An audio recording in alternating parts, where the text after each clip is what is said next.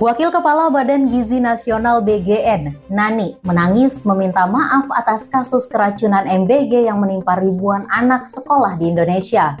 Di sisi lain, viral surat perjanjian untuk merahasiakan insiden keracunan pada program MBG yang berisi penerima MBG harus merahasiakan apabila terjadi keracunan, ketidaklengkapan paket makan hingga membayar Rp80.000 untuk satu paket tempat makan yang rusak atau hilang. Pelaksanaan program MBG ini semakin pelik dan problematik. Walau banyak kontroversi, BGN menyatakan program ini mendesak dan tidak bisa dihentikan.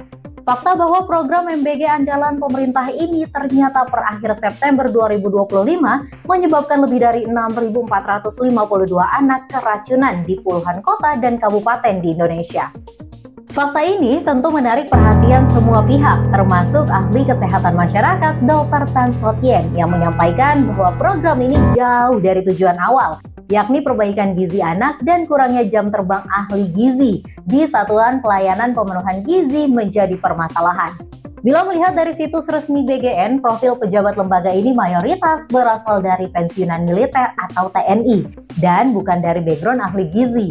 BGN menyampaikan perlu sosok yang bisa bekerja secara cepat untuk menjalankan program ini, dan pekerjaan yang memerlukan kecepatan itu sudah terbiasa dilakukan oleh militer atau tentara. Deputi Bidang Sistem dan Tata Kelola BGN mengatakan bahwa implementasi program MBG yang berbasis dapur komunitas, satu dapur melayani 3.000 penerima manfaat, membutuhkan sekitar 50 orang tenaga kerja. Dalam satu dapur terdapat 3 tenaga profesional lulusan sarjana, yaitu kepala SPPG, ahli gizi, dan akuntan. Sementara 47 tenaga lainnya merupakan warga dari lingkungan sekitar dapur yang direkrut dan diberdayakan sebagai juru masak, logistik, kebersihan, pengemudi, dan lainnya. Bila melihat keseluruhan, pejabat hingga petugas MBG ini tentu patut dipertanyakan kredibilitasnya. Maka kemudian tingginya angka keracunan bisa jadi disebabkan kurangnya tenaga profesional dalam tubuh program MBG ini. Kurangnya pelatihan dasar bagi para petugas SPPG dan hanya mengandalkan buku panduan teknis tanpa adanya sistem monitoring, supervisi, dan evaluasi tentu saja sia-sia.